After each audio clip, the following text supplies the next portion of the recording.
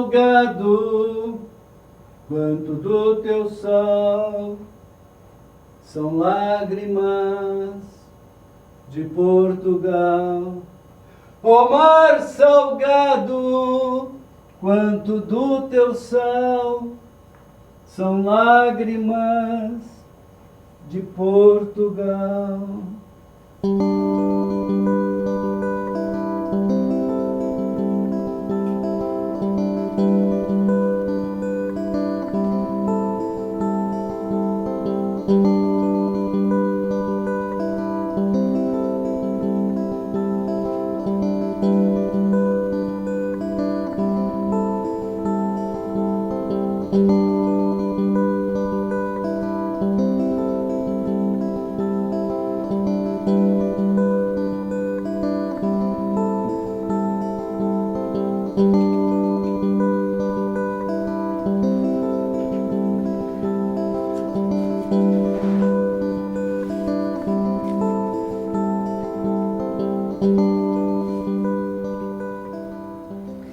Cantando espalharei por toda parte as armas e os barões assinalados, que da ocidental praia lusitana partiram, por mares nunca dantes navegados.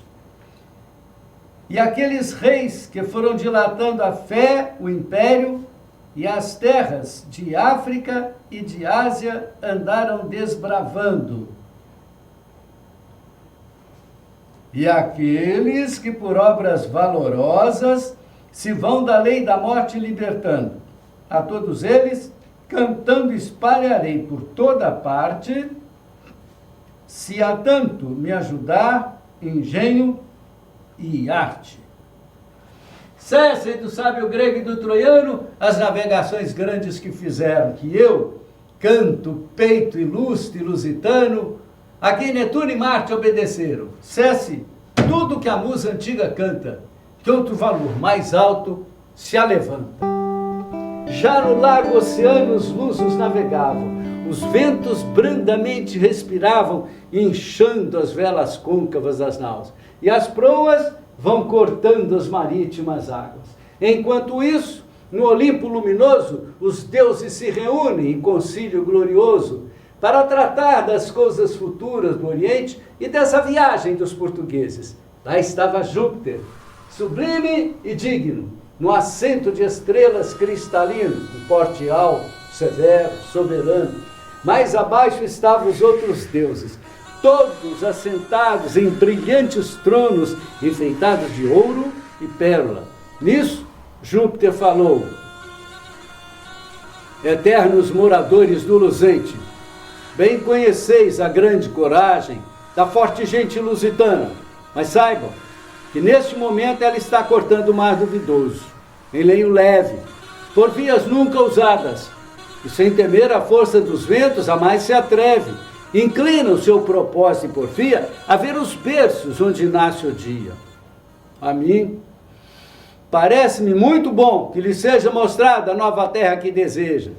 Essas palavras Júpiter dizia, e os deuses por ordem respondendo, um do outro, na sentença diferia. Baco, por exemplo, não concordava com o que Júpiter dizia, porque sabia que seus feitos no Oriente seriam esquecidos se lá passasse a lusitana gente. Voltava-se contra Baco a bela Vênus, porque a deusa Vênus era afeiçoada à gente lusitana, já que via nela a qualidade da sua antiga e amada gente romana. E o deus Marte, o deus da guerra, a defendia. Ou porque a amava, ou porque a gente forte merecia. Então Marte disse assim: ó pai, se a essa gente que busca outro hemisfério tanto amaste, não deixes que padeça injúria ou vergonha. E se há tanto tempo que a decisão tomaste, não voltes atrás. Ordene logo a Mercúrio ligeiro, que vá mostrar aos lusos terra onde se informe sobre a Índia. Júpiter concordou com o que disse o deus da guerra, e néctar sobre todos esparziu. Em seguida, pela Via Láctea gloriosa, cada um dos deuses partiu. Enquanto esse conselho se fazia no Olimpo, morada dos deuses, os portugueses já cortavam o mar da África. da banda da Etiópia.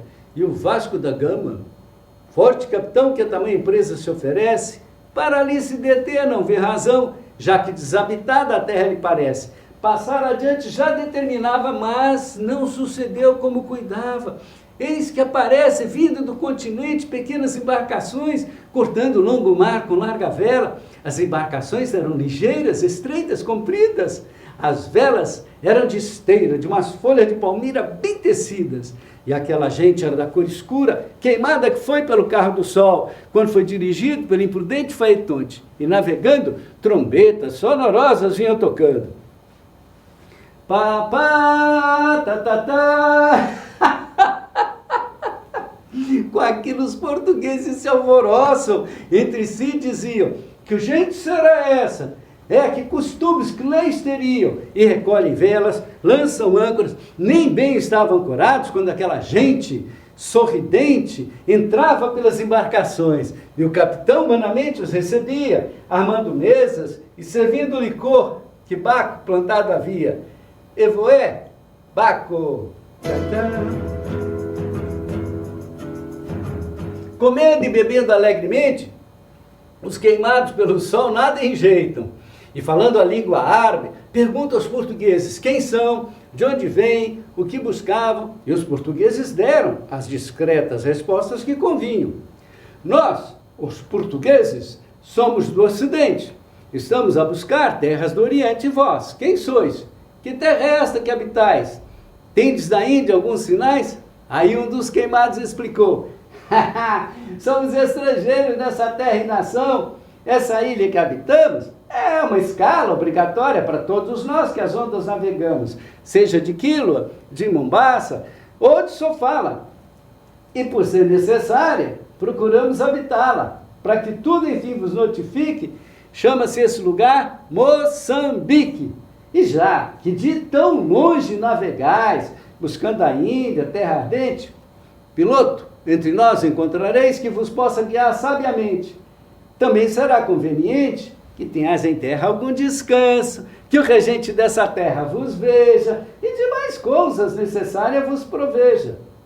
Dizendo isso, retirou-se o mouro com toda a sua companhia, e do capitão se afastou com mostra de devida cortesia. Enquanto isso, o sol encerrou nas águas do claro dia, e a noite se passou com alegria. Bota aqui, seu pezinho, não vai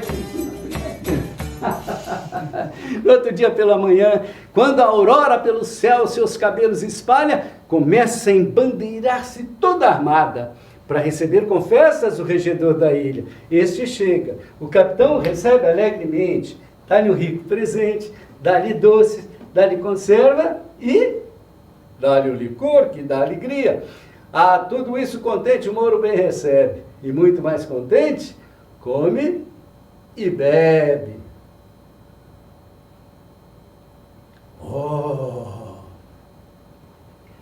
Pede o mouro ao capitão que lhe mostre as fortes armas com que combate o inimigo, e o Vasco da Gama lhe diz, se as armas queres ver, como amigo as verás, pois espero que nunca as vejas como inimigo. Dizendo isso, mostrou-lhe armaduras reluzentes, malhas finas, espingardas de aço e lanças bravas, mas não permitiu que atirassem com armas de fogo, porque não se deve mostrar tudo quanto pode. Mas de tudo aquilo que o mouro viu com o olho atento, um ódio cego na alma lhe ficou, uma vontade má no pensamento, mas nada disso no rosto demonstrou. Pelo contrário, com risonho fingimento, mostrou brandura para só depois revelar sua amargura. Pilotos lhe pediu o capitão, e o mouro prometeu arranjar. Mas se pudesse, aquele dia, a morte em vez de piloto lhe daria. Despede-se o mouro com exagerada e enganosa cortesia. Enquanto isso, lá no alto, Baco, olhando o ajuntamento lusitano, teve em pensamento um falso engano, e essas palavras assim mesmo dizia: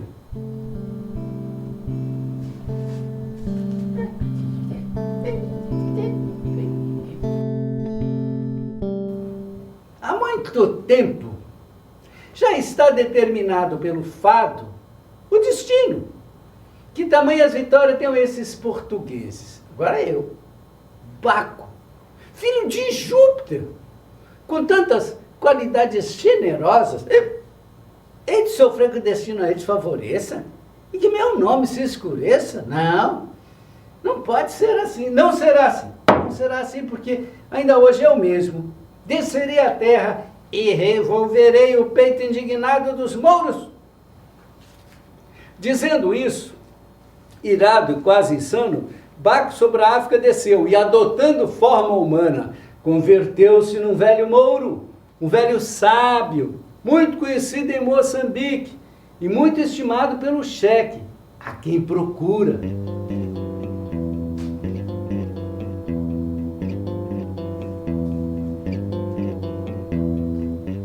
Esses portugueses são uma gente roubadora.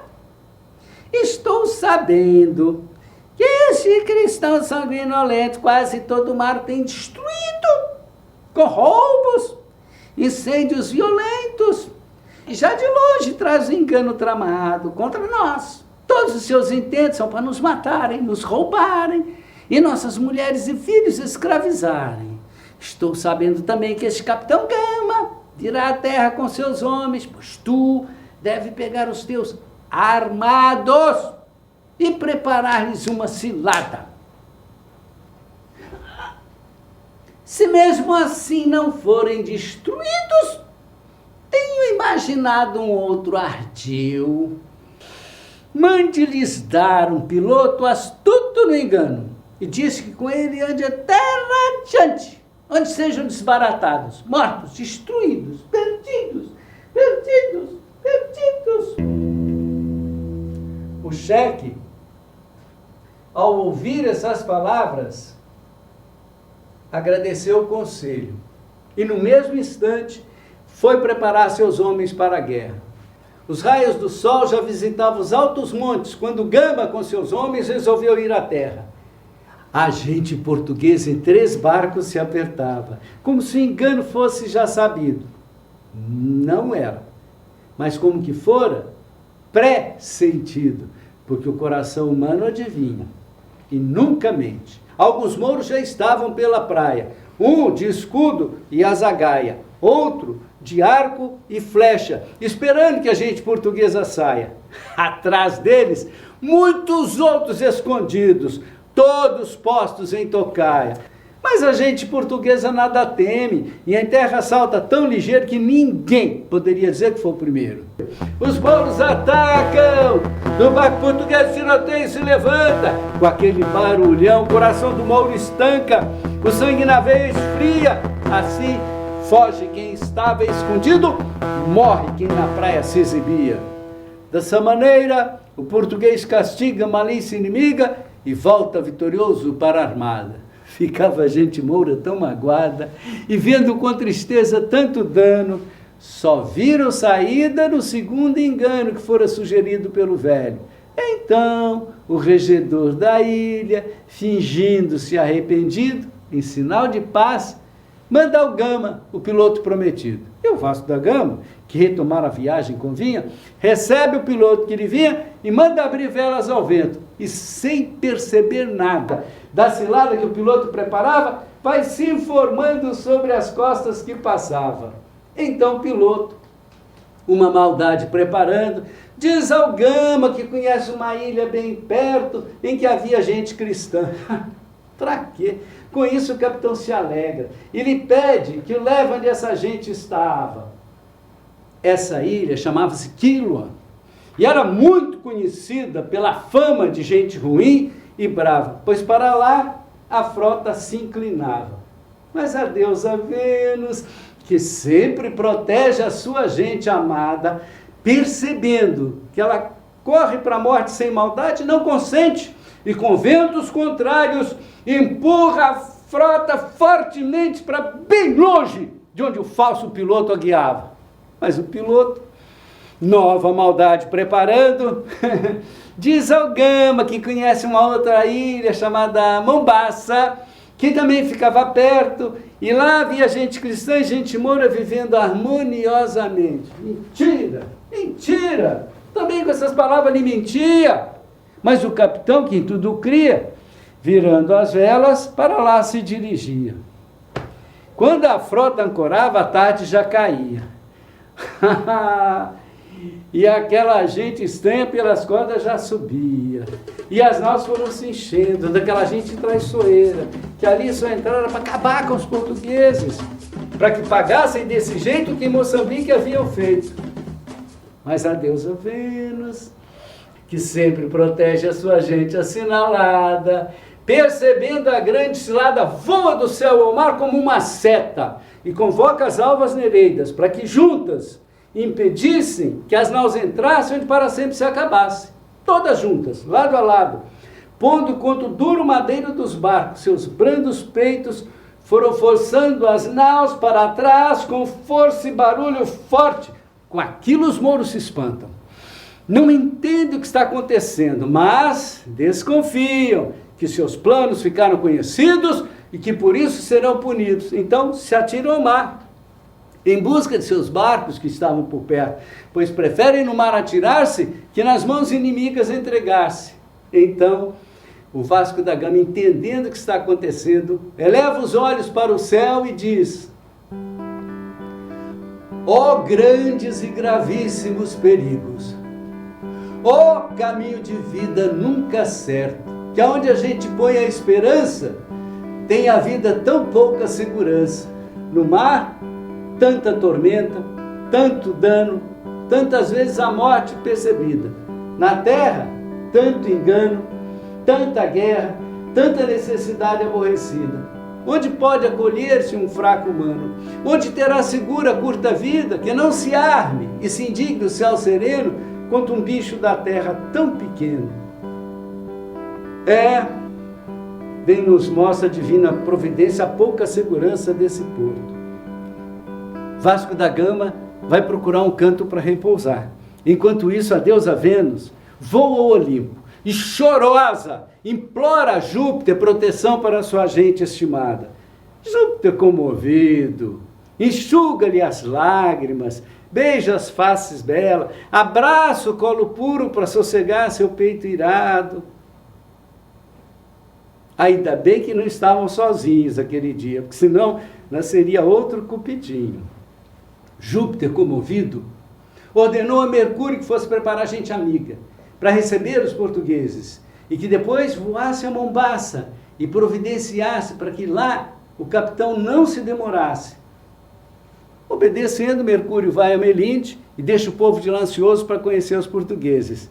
Depois voa a Mombaça, onde o capitão acabava de adormecer. Então ele apareceu para ele em sonhos e disse: foge, lusitano, foge da cilada que o rei daqui malvado tece. Aproveita que o céu te favorece, segue por essa costa adiante e encontrará um rei mais amigo, que lhe dará abrigo seguro e melhor piloto para a Índia. Vasco da Gama cortou, ainda havia um raio santo desaparecer no espaço. Entendeu logo que devia partir e mandou abrirem velas ao vento. Abram velas! Abram velas ao vento, que o céu nos favorece e Deus o manda. Agora mesmo ouvi um mensageiro do alto assento. Abram velas! E foram seguindo o mar adiante até encontrar Melinde. E foram recebidos uma grande festa pelo povo de lá. Até o rei de Melinde veio conhecer a frota portuguesa. E ficou tão encantado com tudo, que pediu ao Vasco da Gama que contasse a história do seu povo. Então Vasco da Gama contou a história da fundação de Portugal, da expulsão dos mouros por Dom Afonso, e contou uma linda história de amor. A história do amor de Pedro, filho de Dom Afonso, por Inês de Castro, que por esse amor morreu, mas depois de morta, foi rainha.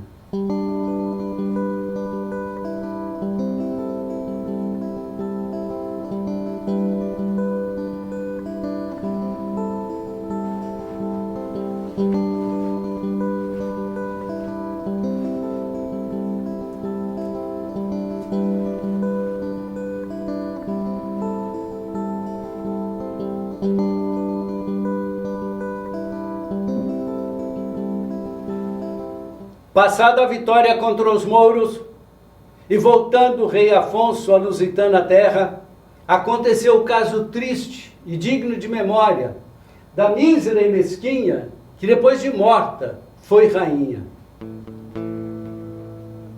Tu, só tu, puro amor com força crua, que os corações humanos tanto obriga, deste causa a desumana morte dela, como se fosse traiçoeira inimiga. Se dizem, cruel amor, que a sede tua, nem com lágrimas tristes se suaviza, é porque queres, áspero, tirano, teus altares banhar em sangue humano. Estavas, ó linda Inês, posta em sossego, de teus anos colhendo doce fruto, naquele engano da alma alegre e cego, mas que o destino não deixa durar muito. Estavas nos saudosos campos do Mondego, aos montes ensinando, e às ervinhas, o nome que no peito escrito tinhas, Pedro. Do teu príncipe ali te respondiam as lembranças que na alma lhe moravam, de noite em doces sonhos que mentiam, de dia pensamentos que voavam. Tudo, enfim, em que pensava, tudo quanto via, eram sempre lembranças de alegria. Mas Dom Pedro enjeita casamento com outras belas senhoras e princesas, porque tudo, enfim, o puro amor rejeita, quando um rosto suave o sujeita. Vendo as namoradas estranhezas, o velho pai, sisudo, que respeita o murmurado povo, e teme a fantasia do filho, que casar-se não queria, tirar Inês ao mundo determina, para lhe tirar o filho que tem preso, acreditando que só com sangue da morte indigna pode matar do firme amor o fogo aceso. Ah, mas que furor consentiu que a espada fina, que pôde sustentar o grande peso do furor mouro, fosse levantada contra uma fraca dama delicada. Traziam-nos terríveis algozes perante o rei, já movido à piedade, mas o povo, com falsas e ferozes razões, à morte cruel persuade. Inês, com tristes e piedosas vozes, saída só da mágoa e da saudade do seu príncipe e dos filhos que deixava. Isso, mais que a própria morte, a magoava. Para o céu cristalino, levantando os olhos, porque as mãos lhe estava atando um dos duros ministros rigorosos. Depois, para os meninos olhando, que tão queridos tinha e tão mimosos, cuja orfandade, como mãe temia, para o avô cruel, assim dizia: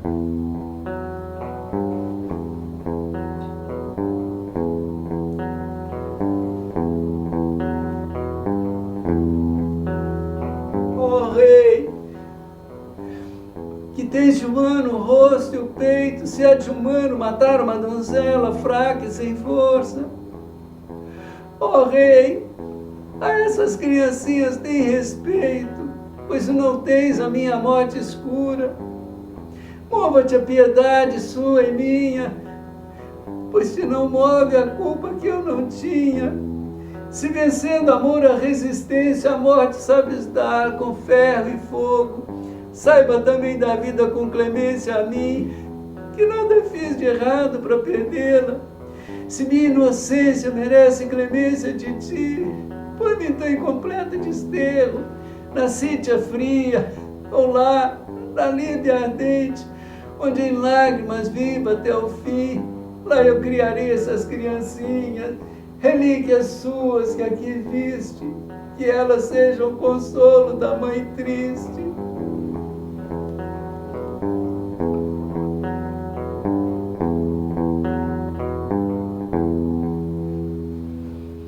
Queria perdoar o rei Benigno, comovido pelas palavras que o magoam, mas o insistente povo e seu destino, que dessa sorte o quis, não lhe perdoam. Arrancam das espadas de aço fino contra Inês os brutos matadores, no colo de alabastro, as espadas banhando se encarniçam como cães raivosos. Bem puderas, ó sol, da vista destes teus raios afastar aquele dia. E vós, ó vales, que pudesse ouvir da boca fria a voz extrema gritar o nome do seu Pedro, que como um eco por muito grande espaço repetisse: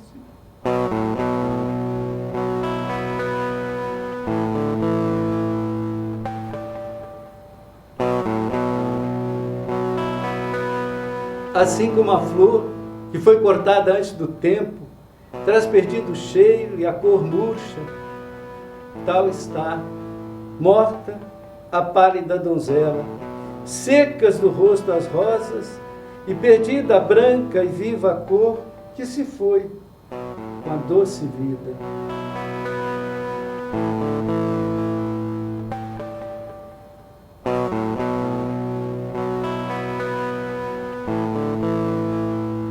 As moças do Mondego, a morte escura, longo tempo chorando, relembraram, e para a memória eterna e fonte pura, as lágrimas choradas se transformaram. Puseram-lhe o nome de Fonte dos Amores de Inês, nome que até hoje ainda dura. Quando vocês por lá passarem, verão que frescas águas regam as flores, pois essas águas são aquelas lágrimas que lá ainda correm.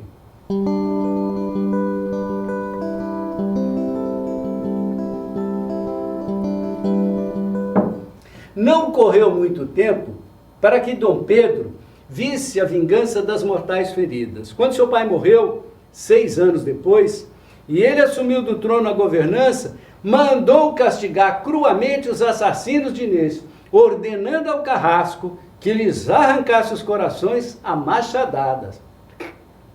Dom Pedro se tornou um rei castigador e rigoroso, mais ladrões à morte deu do que o próprio herói Teseu.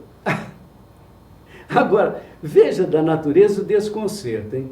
Do justo e duro Pedro, nasce o brando e fraco Fernando, que todo o reino pôs em muito aperto, porque um fraco rei faz fraca a forte gente. Tanto faz se for rei ou presidente. Bom, isso Camões não disse. O que ele disse é que depois da tempestade sempre vem a claridade. Foi o que em Portugal aconteceu, porque depois que Dom Fernando morreu, subiu ao trono um grande rei, Dom João I, o mestre de aviso. Depois veio Dom João II, que foi o primeiro a buscar o caminho do Oriente. Mas parece que o Claro Céu reservava essa façanha a Dom Manuel, que teve aviso disso num sonho premonitório. No outro dia, reuniu todos os homens da corte em conselho. E a mim me disse: Vasco da Gama, as coisas importantes só se conseguem com muito esforço e sacrifício. Entre todos eu te escolhi para um trabalho ilustre e duro. Eu logo disse: ó rei, aventurar-me por aí a ferro e fogo por vós é tão pouco que mais me pena ser esta vida tão pequena. E logo começamos os preparativos para a viagem. Aí, mais para cá, levanta, isso, abram velas, aqui também, mais para frente, aí, abram velas. Já no porto, as naus estão prontas. E nenhum temor refreia nossa ousadia. Tanto guerreiros quanto marinheiros estão dispostos a seguir-me a toda parte. Pelas praias chegam soldados vestidos de várias cores e várias artes, e não menos de esforço aparelhado para buscar do mundo novas partes. Nas fortes naus, nos ventos sossegados, ondeiam os aéreos estandartes. As naus prometem, vendo os mares largos, de ser no Olimpo, estrelas como a de Argos. Depois de preparados dessa sorte, de tudo quanto tal viagem pede e manda, preparamos nossa alma para a morte, que sempre aos navegantes ante os olhos anda, e para o Supremo Senhor, que a celeste corte sustenta com a vista soberana, imploramos favor que nos guiasse e que nossa viagem amparasse. A gente da cidade aquele dia, uns por amigos, outros por parentes, outros por ver somente, concorria, saudosos na vista e descontentes. Nós na companhia virtuosa de 1000 padres diligentes, em procissão solene, a Deus rezando, para os barcos fomos caminhando.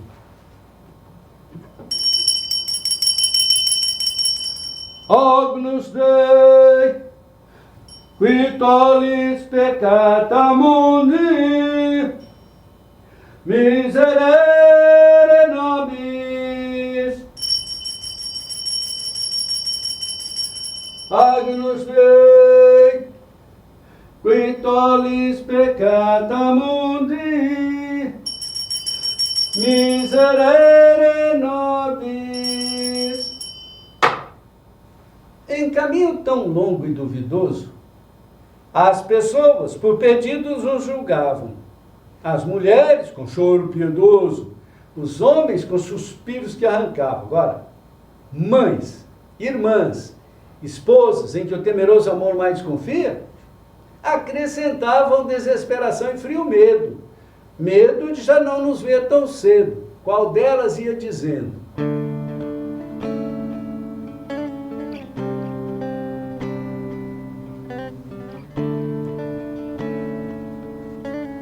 "Oh filho, a quem eu tinha só para consolo e doce amparo dessa já cansada velhice minha, velhice que terminará em choro penoso, amargo, porque me deixas tão miserável e pobrezinha?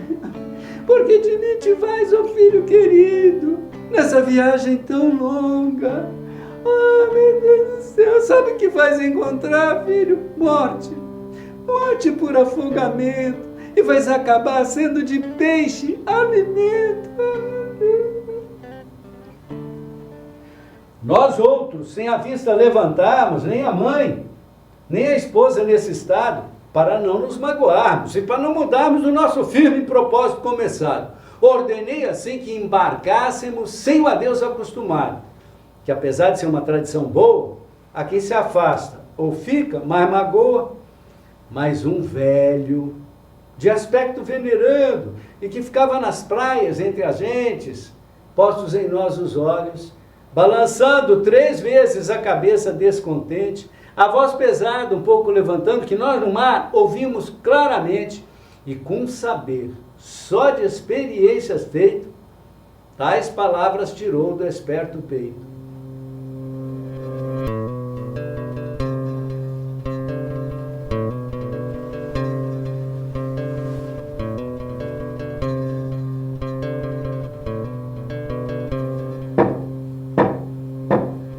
"Ó glória de mandar, ó vã cobiça dessa vaidade que chamamos fama, ó fraudulento gosto que se atiça com uma aura popular que honra se chama, que castigo tamanho fazes no peito vão que muito te ama, que mortes, que perigos, que tormentas, que crueldade neles experimentas, dura inquietação da alma e da vida, fonte de desamparos e adultérios, sagaz, consumidora conhecida de fazenda, de reinos e de império, chamam-te ilustre, chamam-te subida, mas és digno de infames vitupério, chamam-te fama, ilustre, soberana, nomes com que esse povo tolo se engana. Capitão Gama, a que novos desastres determina levar este reino, essa gente? Que mortes e perigo lhe destina? Que promessa de reinos e de minas de ouro lhe farás tão facilmente? Não tem junto contigo o inimigo árabe, com quem sempre terás guerras brutas? Não segue ele a lei maldita, enquanto tu, só pela de Cristo, lutas? Agora, deixas criar as portas do inimigo, para ir buscar outro tão longe. Com isso, sabe o que acontece? Se despovoa e se enfraquece o nosso reino antigo. Por quê, hein? Por que procuras essa aventura tão longe? Me diga. Para que a fama te exalte. É isso? Te lisonjei? Ah, maldito o primeiro que nas ondas vela, pôs em seco lenho, digno da eterna pena do profundo. Se ajusta a justa lei que sigo e tenho. Nunca juízo algum alto e profundo te dê por isso fama nem memória, mas contigo acabe nome e glória.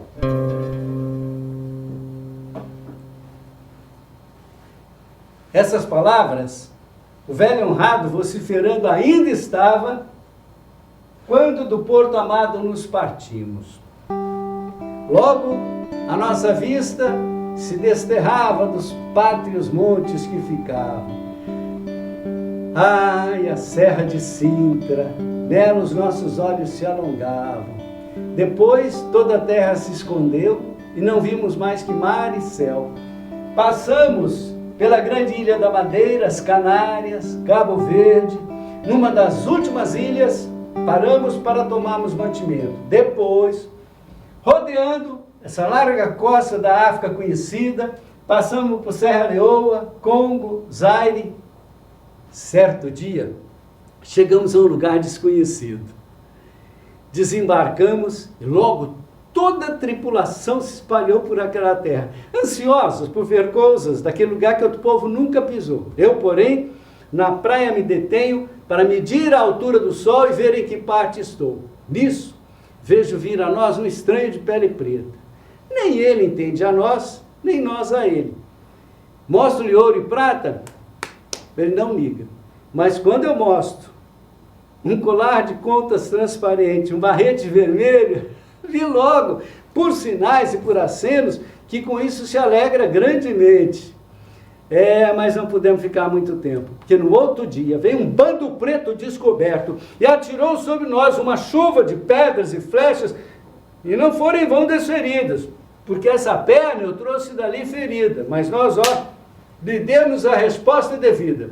Depois voltamos a navegar por mares nunca dantes navegados, até que 5 dias eram passados, que dali nós cortáramos os mares nunca dantes navegados, quando uma noite, estando descuidados na cortadora proa vigiando,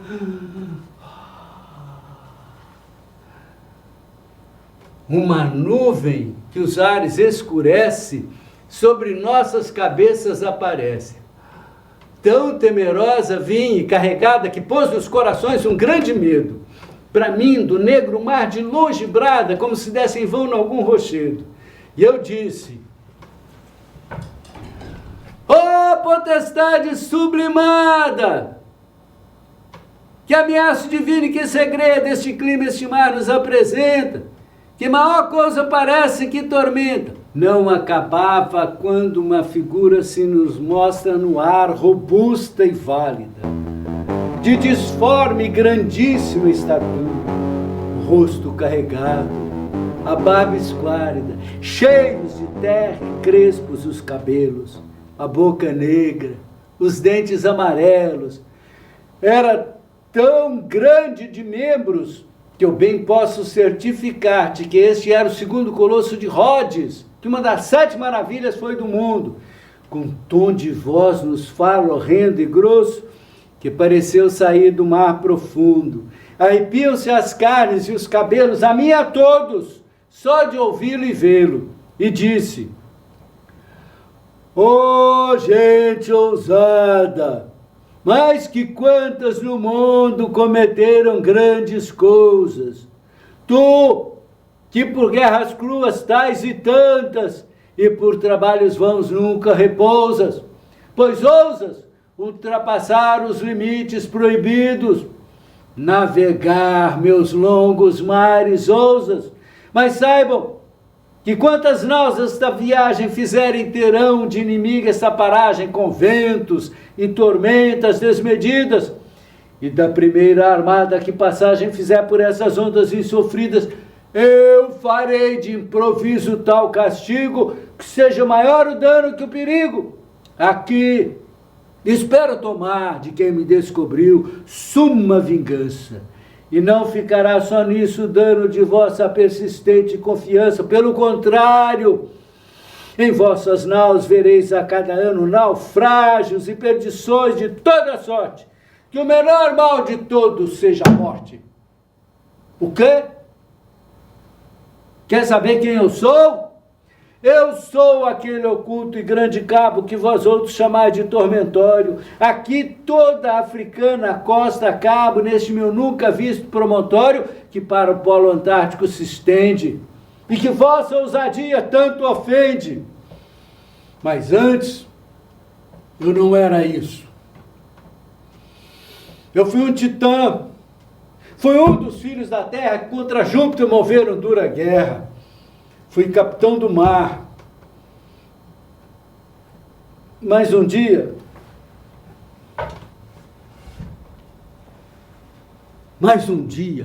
eu me tomei de amores pela esposa de Peleu, Tétis. Todas as deusas do céu desprezei, só para amar a princesa das águas. Um dia eu a vi sair nua na praia. Eu fiquei cativo de tal maneira que até hoje eu não sei de coisa que eu mais queira.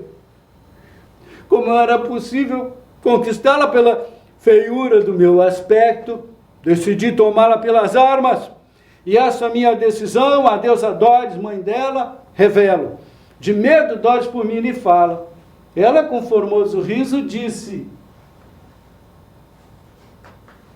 ai, mãe, que amor de ninfa será o bastante que sustente o gigante.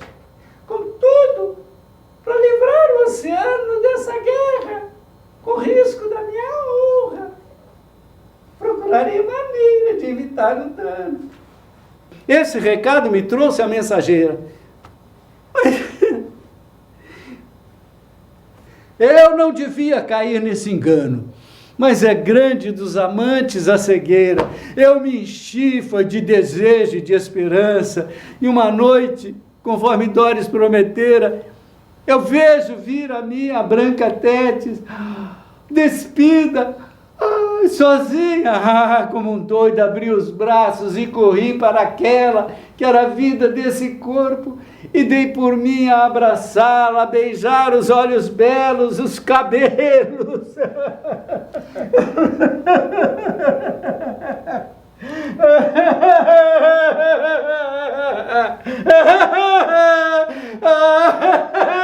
Eu não sei como dizer tamanho horror. Que crendo ter nos braços quem amava, abraçado me achei com duro monte. A minha carne se converte em terra dura, em pedra os meus ossos se fizeram. Enfim, minha grandíssima estatura neste cabo das tormentas, os deuses converteram. E para mais aumentar as minhas mágoas, puseram Tétis a passear por essas águas.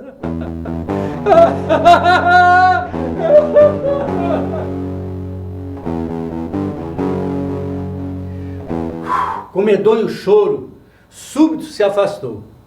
Desfez-se a nuvem negra, com sonoro bramido, muito longe o mar soou.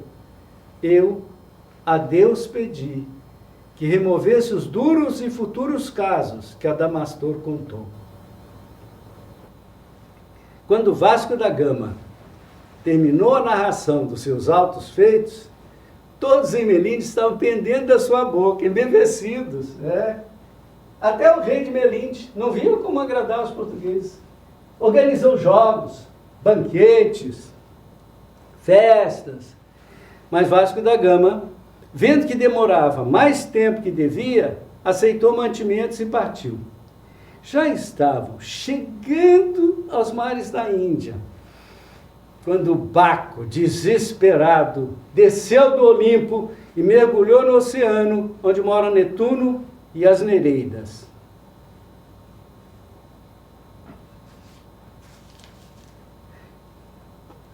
Ó Netuno, não te espante de Baco no teus reinos receberes, porque também com os grandes a fortuna injusta mostra seus poderes. Ouçam todos o mal, que este mal toca a todos. E vós, divindade das águas, por que não vos vingais de quem por vosso domínio corre e anda? Hein? Que descuido é esse em que viveis? Quem abranda vossos peitos contra esses humanos fracos e atrevidos? Vede como o mundo todo doma essa fraca geração lusitana. Vede como vosso mar vão cortando, o vosso reino devassando.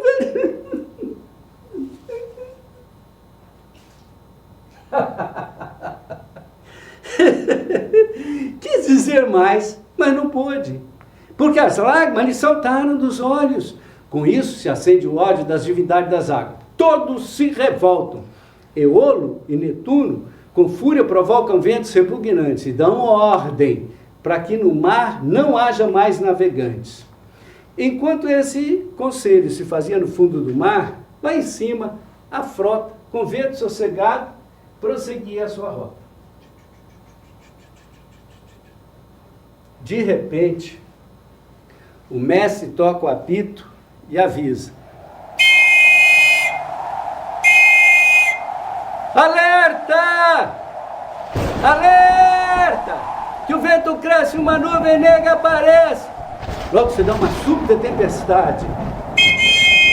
Amaina, grande vela! Mas não dá tempo, porque os ventos juntos dando na vela fazem 1000 pedaços e com tanto ruído que o mundo todo parecia estar sendo destruído. O céu se enche com os gritos de toda a gente. Ai, Jesus! Ai, cara! Alija tudo fora, tirem tudo fora que estamos afundando! E vamos antes da bomba! A bomba que estamos alagando!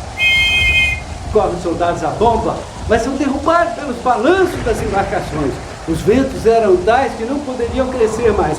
Ora as ondas subiam até as nuvens, ora parecia descer até as entranhas do profundo. A noite negra e feia se alumia, com os raios em que o céu todo ardia. Vasco da Gama, vendo que tão perto do fim se perdia, pede ajuda aos céus. A deusa Vênus vem e vê logo que aquilo só podia ser obra de quem? Baco.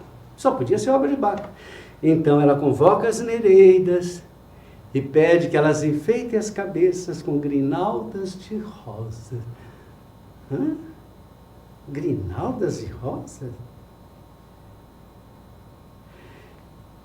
Ah, já sei! Ela pensa abrandar a ação dos ventos com amores, mostrando-lhe as ninfas Nereidas lá que, ó,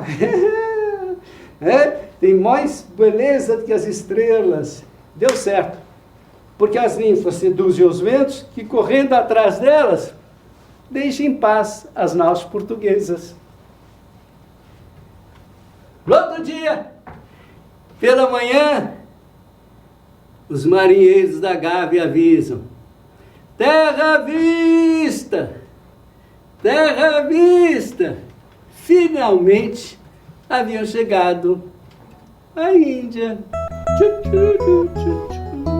Hare Krishna, Hare Krishna. Vasco da Gama encontra um grupo de pescadores que lhe dão a direção de Calicut, bela capital da Índia. E também dizem Samorim, se chama o senhor de lá. Este Samorim recebeu Gama muito bem. Então o Gama fez uma proposta de acordo. Um grande rei, de lá de onde eu venho, quer contigo vínculo de amizade. E se consentires comércio, isso será proveitoso a ambos. Neste caso, o nosso rei colocará à sua disposição homens, armas e naus de qualidade. Agora, espera a resposta da sua vontade. O Samorim prometeu pensar no assunto. Recomendou ao Gama que fosse repousar e disse que logo daria a sua resposta. Mas não foi o que aconteceu, porque de novo Baco vai à Índia, convoca os maometanos e instiga contra os portugueses, porque são católicos. Logo se dá uma grande revolta, mas Vasco da Gama ardilosamente escapa e empreende o caminho de volta. Então, a deusa Vênus resolve premiar os portugueses pela grande viagem que fizeram. Para isso, pede a seu filho, Cupido, para flechar as ninfas, para que elas se apaixonem pelos portugueses.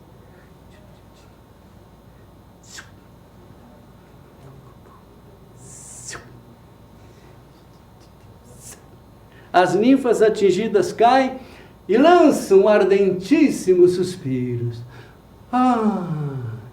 Logo forma um coro de ninfas que acompanha a deusa Vênus até a Ilha dos Amores. Enquanto isso, as naus vão cortando larga via, ansiosos por encontrarem água fria, quando, com grande alegria, depararam com a Ilha dos Amores. Pela floresta dessa ilha, algumas deusas andavam como que incautas, distraídas. É que assim aconselhara Vênus: meninas, andem pelos campos espalhadas, para que, vista pelos homens, se façam primeiro desejadas. Outras ninfas, nuas, tomam banho na água pura do mar. Agora, imagine aqueles marinheiros, tanto tempo no mar sozinhos, que na ilha punham os pés, ansioso por encontrarem caça.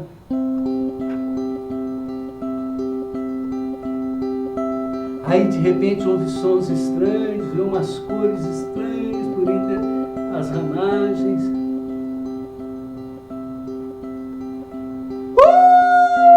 Senhores! Que casa estranha é essa? Se ainda permanece antigo rito, a deusas é consagrada essa floresta. Sigamos essas deusas e vejamos se são fantásticas ou reais. Dizendo isso, se lançam a correr pelas ribeiras. As ninfas, sorrindo e grito dando, vão fugindo por entre os ramos, mas mais espertas que ligeiras, se deixam ir dos homens alcançando. Uma de astúcia cai e faz que sobre ela também caia quem a seguia pela praia. Outros marinheiros vão topar com as ninfas que se banham no mar. Essa se põe súbito a gritar, como quem por aquilo não esperava. Algumas saem nuas a correr pelo mato, aos olhos dando o que as mãos vão negando. Um marinheiro se atira à água, vestido e calçado, pois tem medo que tarde apagar na água o fogo que nele arde. E o Leonardo? Leonardo era um soldado bem disposto e namorado, que sempre fora por amor maltratado, mas não que perdesse a esperança de um dia seu destino ter mudança. E quis aqui a sua sorte, que ele corria atrás da ninfa Efírio. Efírio era um exemplo de beleza, e mais que as outras queria dar, o que a natureza deu para dar-se. Então Leonardo, correndo cansado, ia dizendo assim: ai, formosura, indigna de aspereza, pois dessa vida te conceda a palma, espera o corpo de quem levas a alma. Ó ninfa pura, todas de correr se cansam e se entregam aos perseguidores. Ó, só tu de mim foges na espessura. Ó, não fujas, ó, espere. A ninfa fugia, não para se dar valor ao triste que a seguia, mas para ir ouvindo o doce canto, as namoradas mágoas que ele dizia, mas por fim, virando o rosto, banhada em riso e alegria, cair se deixa aos pés do vencedor, que todos se desfazem puro amor. Oh, que famintos beijos na floresta! Ai, que mimoso choro que suava, que afagos tão suaves, que ira honesta, mas que em risinhos alegres se tornava. O que mais passam na manhã e na sesta que Vênus com prazeres inflamava, melhor experimentá-lo que imaginá-lo. Mas imagine quem não pode experimentá-lo. Para encerrar, foi organizado um banquete, em que cada português com a sua ninfa pôde cear, ouvindo a deusa Sirena com a sua voz angelical, até parecia Saradi, cantando os feitos futuros de Portugal.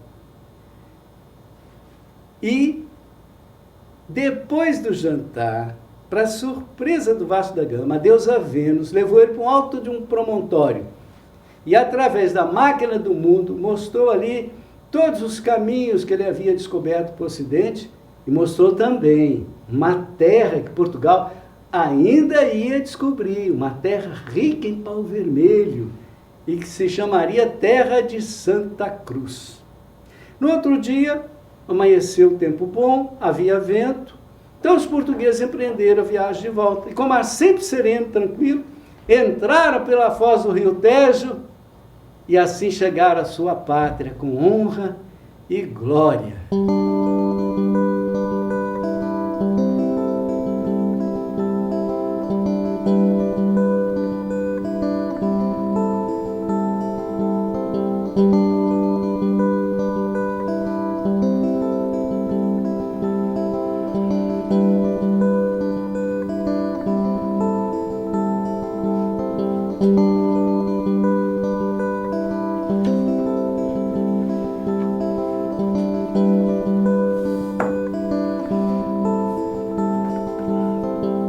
Não mais, ó musa, não mais, que a lira tenho destemperada e a voz enrouquecida, não do canto, mas de ver que venho falar a gente endurecida.